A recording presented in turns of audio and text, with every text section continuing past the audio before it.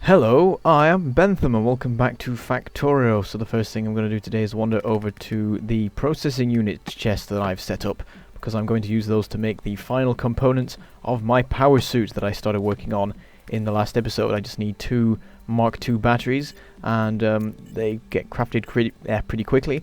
Put those in and now the suit is fully constructed. All I need to do is wait for it to actually charge, which does take a bit of time because it's using solar power and so on. So while that's going on, we can get on with other bits of work. So for example, over here I've decided to sort out the steel line because I'm fed up of all the steel being on one side of it. So I put a splitter right here which should hopefully even out things nicely eventually, so that we actually have steel on both sides of the belt. Meanwhile, looking down in copper, I find that there's a lot of smelters not on. I have some spare copper in my inventory which I dump in there. And then I go check up on the outpost, not the outpost, the mining thing. My mind blanked with that, whatever that was. I went and checked it. So over here I have a look at plastic as well and see how that's going. It's going a bit weird at the moment because one side of the belt is full and the other side is empty. But when the one side of the belt is full, the inserters can't go. But it means that there's always going to be a supply anyway. And what I decided to do today is some work on the rail. So I don't think I did anything with this last episode. I think last episode I sort of entirely forgot to do any work. But the previous episode, well, the episode previous to that is when I started setting all this up, and today I'm going to sort of finish off this section and get it so that we actually have the main structure working and we have the ability to drive a train around on it. So I'm having to clear away some some stuff that's in the way. So there's some power poles I had to move and some trees I had to cut. What I've done is I've realised that in order to fit everything in how I wanted it, I need to shift everything down by one, otherwise the smelting area will be in the way. So I'm just going along clearing away this loop. This is the second time I've had to replace this loop now, but this should be the final time. It should become a permanent feature now of the rail network that I'm building. So we'll just get all these corner bits in, and then we just need to connect everything up properly to it. So shift all that corner down one, and then clear away this old line that's now pointless, and then this one as well. And the way this is going to work is it's a two-way system. So there's loops that allow trains to turn on any sort of corner they want, so they can enter it and then leave in any direction. And they're going to go, what did I decide on? I decided on clockwise. They're going to go clockwise around this system because that's how the station is set up. So you can see at the moment there's this big train here that's trying to deliver iron, and it's in my way, so screw it. So I just start putting this loop in. I don't know if I immediately deconstruct this, but basically I need to clear away this whole section here so that I can put in this new loop. Yeah, there I go. I hop on board the train, let it take me down to the outpost, and then shut it off. Then I tell it to sit in the station so it gets loaded anyway in case I can get it back onto the line later. And then I start deconstructing this old bit of rail here and clearing away the unloading area. Unfortunately, of course, the unloading area is full of iron and it's difficult to clear out large amounts of iron. And also, I want the furnaces to keep going if possible because they're sort of like fueling the factory and everything. There's a couple of furnaces up in the older smelting area that still do things, but not much, and I don't want the supply to be pretty much shut off while I'm working on this. So what I do is I fill up all the chests with all of the furnaces with the contents of one chest, and then what I do is I set up a steel chest and start emptying all of the wood chests into it. So we're keeping all of the iron here. We'll not be able to unload it as fast unless we put inserters all around, but there's stuff in the way for that anyway. So I just empty out all these chests. Don't manage to completely empty them, but I just have the one left which is emptying itself. So I can just leave that for a bit, go back to that and put in the final component of the loop. In the meantime, I can start extending it down. This is the first branch off of the sort of the system here, and this is going to be going down to the iron outpost. We're going to clear away this old line here, and once that's all gone, we'll go and extend this two-way line down, and we'll have the train using that two-way line to reach the outpost instead. Now I know there's some people who are going to be confused as to how I'm doing this because it requires rail signals. Well, it won't this episode because I'm only using one train, but once there are multiple trains operating on it, I have to use signals for it. And of course, you're still waiting for that part 2 of my rail tutorial. Part 1 being the most viewed video on my channel, and I just want to make sure that I do it right, because it's a big video. It's going to be the most watched video on my channel, I'm pretty sure. So I want to make sure that everything in it is as well made as it can be, so that's why it's taking a while. Also, of course, there was the time where I was gone for a bit, so I didn't do any work on it then. But even when I got back to making videos, it takes a lot longer to make a tutorial than it does to make your average daily video. So I can make one of these in a couple of hours, but to make the tutorial will take more hours, and I need to allocate that time, and I can't be bothered really. Well, not that, because I do want to get it done. I just end up not doing it because it takes time. So I'm just like, oh, I don't have enough time to do that, but I've got enough time to make a normal video and that sort of thing. So anyway, you can see I'm extending the line down here, and I'm putting in another loop. This is how it works. Every time you extend off the line, you put a loop on the end so that you could extend off there, and also all the trains can get back to the main line. It'll make more sense once we actually get the train running on it, which will be shortly. So I'm just putting in the corners on this loop. Had to clear away a lot of trees to get this in position, but I managed it. So then we just need to connect this up, and unfortunately we run out of rails and indeed of stone before we manage to put in the final bits, which is infuriating. But anyway, as I make my way back, I grab some iron because I need to empty that train now, because I've decided that that I'm just going to have to deconstruct the train and put it onto the new rails. So we've got that little last bit of that loop in over there, so that that sort of bit's complete now. And then I go and grab some raw stone from over here, a bit of steel from over here. I seem to be alright for steel, but you do need it for the rail, so it's a good idea to keep stocked up on it if possible. We do need to still increase steel production, because it's never managed to build up back to the actual furnaces, though I don't think it's ever run down either, so it's constantly in a delicate balance, I suppose, which is ruined every time I run over and pick some up, because I need it. Anyway, I've increased the rate at which that chest is being emptied, because it was barely supplying any of the furnaces. Now it's doing twice as much, so that's good. There's a couple of little bits that you can't even really see that I need to fill in straight bits of rail for. And then I deconstruct the train over here, and once I go down here, I put these two in, and that's completed the loop. So once again, the whole system is connected. Trains can run along it. So what I now need to do is create the sort of the branch off sort of thing that the train will use. So we just get this along here. We put 15 tracks. I think that's the length that I was using for the stations as well. Put that in. So there we go. The train comes off the main line and onto here. So other trains can pass by while it's parked in its in this little loading area. I named it Iron 1, the station name, but then I changed it to Iron Outpost 1, because Iron 1 will be the name of the station that the iron is delivered to. Anyway, now that the position of the train has moved, I need to change all the loading method, where it's delivered to. So I plonk down the train, plonk down a carriage, and then get it to park in Outpost 1, so that I can work out where Iron Outpost 1 even, so I can work out the right positioning for the inserters. I put one ore in each to check that they all load into the carriage, and they do, so I've managed to get the positioning right, which is quite lucky because usually I mess it up. And then we get all of the iron moving along the belts, and I get these chests here unloading back onto the belts rather than loading onto a train, because it's easier than emptying them out manually and putting them onto the train myself.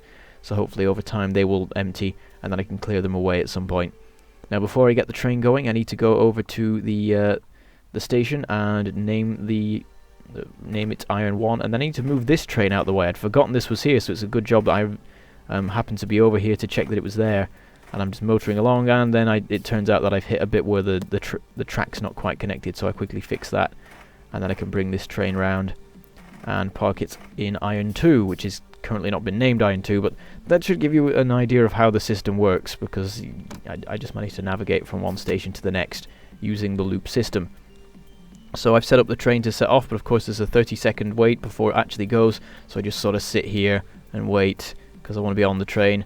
And there we go, swings around and over to Iron 1, and it can continue to loop round like that. So I start constructing the unloading area, and while I'm doing that the train wanders off again, as you'll see in a second. But by the time it gets back, it's all set up and ready. So I'm getting the power connected, I'm getting the inserters, the chest and so on. I'm going to unload from both sides, which I don't really need because it's only being unloaded on one side at the actual outpost. So I suppose I could half the time that it's at that outpost, and no, double the time it's at that outpost and half the time here, or whatever, and that would fix that. But anyway, I'm connecting up the iron that's coming out of the train to the smelting area. And there we go, it's going to the first set of furnaces. Now we just need to connect it to the rest. So I have to go down here. You can see this chest is emptied, so perfect timing there. And then we just need to turn all these belts around and extend them all the way up. So now the iron is coming off the train and going into this new smelting area. Well, it's not a new smelting area anymore. It's going into the smelting area, but just from a different direction, which is the direction that was originally intended. That system that I just deconstructed was temporary anyway, so now it's been deconstructed and replaced with the proper permanent system. You see I hopped on board the train there and it went back over to the outpost. And this system means that like each individual train, it doesn't take like the fastest possible route because it has to go like round a loop to get back into position. But it's the best for just keeping one big rail network that runs well. So at the moment I've got no signals working there, but I'll get them in soon enough. Once I have a second train going, I'll need the signals to make sure they don't crash into each other. And at that point I'll give you a sort of short lesson on it. But maybe by then I'll have the tutorial ready, because I really need to get on with it, to be honest. So that people can finally know how on earth this whole signals thing works. But anyway, you can see there's this copper deposit over here, which is actually, I think, technically the same deposit as I've been mining the whole time, but there's a lake that sort of went through the middle of it, meaning that it was a lot smaller than otherwise, so it is still massive. You can see I'm just putting all these mining drills in here. The placement looks nightmarish, but it's just to get sort of the best coverage for the for each one. So I'm making sure that the entire deposit is covered, and I'm also using sort of the minimum amount of mining drills. That's the way that I do it usually. So I've got those put in place, and that's probably giving you all headaches. But now I need to work out how to connect it up, because the thing is that the copper that I'm mining now is no longer enough to supply the circuit production and things. And it's constantly running down because more mining drills run out. So I'm just going to start adding in mining drills from here to slowly increase it. Oh, look at this mess. These conveyor belts just going all over the place. I like to keep things in neat rows usually, but this is because it's like it's all because it's next to a lake, I suppose, is the problem. So I have to build it around the lake, and that means that there's basically no chance of having rows, because I have to be so accurate with my positioning to make sure that all of the stuff on the edge is covered. But anyway, I plonked down a substation to set off the first 5 of them, and then I get that connected up to the system. So here they go, running along here through the splitter and being split between the 2 groups of furnaces, and you can see that the end ones start activating. Not quite up there, not quite fully. They sort of alternate. So I decided to switch on another 5, which will almost certainly cause a build-up of ore, but that's never a bad thing, really. I mean, I should probably put in some more furnaces thinking about it, and that will immediately fix the problem, and indeed fix the circuit problem as well. We might start to need to like have 2 conveyor belts transporting the iron along, actually, because it looks like it's getting very, not the iron, the copper and the plate specifically, if that's what, like, maybe you were confused, I don't know. But yeah, getting more stuff, like transporting it to the main line, because at the moment it's all going along one belt and it's being split between 2. It's supposed to be along 2 belts the whole time because it's 2 separate smelting columns, but whatever. Anyway, I've gone to pick up a bunch of steel, and you can see that the splitter is successfully evened out either side, which is excellent. So it looks a lot neater now, and all of these belts are nice and full, apart from sulfur actually. Maybe I'll put a splitter in that, though it's entirely pointless to have the sulfur on both sides. It'll just look nicer. Anyway, I'm killing worms now because, yeah, I've got this power suit, so I might as well use it. And I absolutely decimate them. Shield is already recharged, and it didn't even use up all the batteries. So yeah, I'm a force to be reckoned with now, and I can, well, those worms have been sort of, I wouldn't say a thorn in my side, because they've not sort of caused me any bother, but just the fact that they've been there on the edge of my pollution cloud and really near to my base has just been annoying me for so long.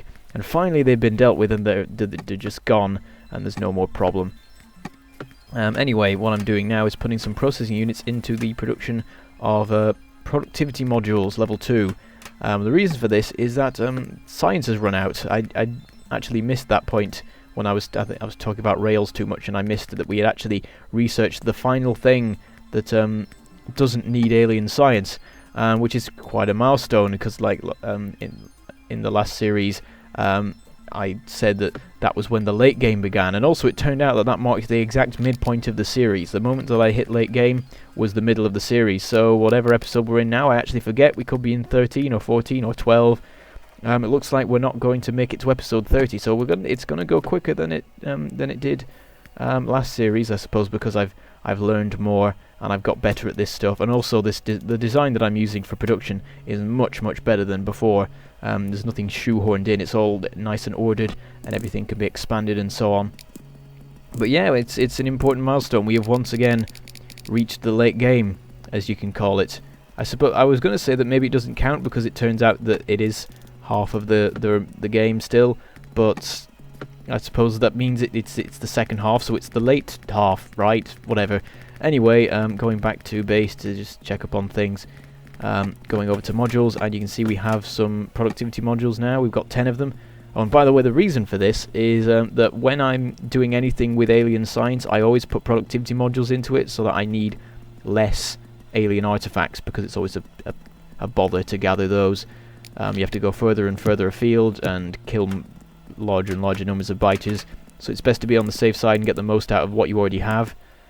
So anyway, what I'm doing here is I've sort of hopscotched along the leapfrogged, that's the word, leapfrogged along the red science production so that I can make a space for the alien production. Not the purple science production, whatever. Stick in. Well, what I've done is I've put 4 level 2 productivity modules into that assembler, and then I've cut off all but 2 labs, and then put the level 2 productivity modules into those, so they set off going and doing some research and so on.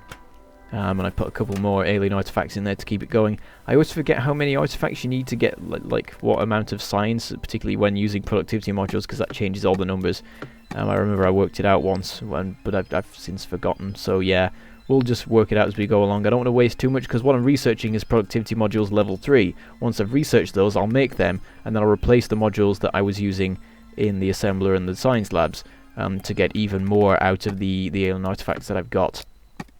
And then from there I'll probably go into power suits first, because that's really good to have. Once I get the power suit 2 and all the equipment for that, I can become basically invincible.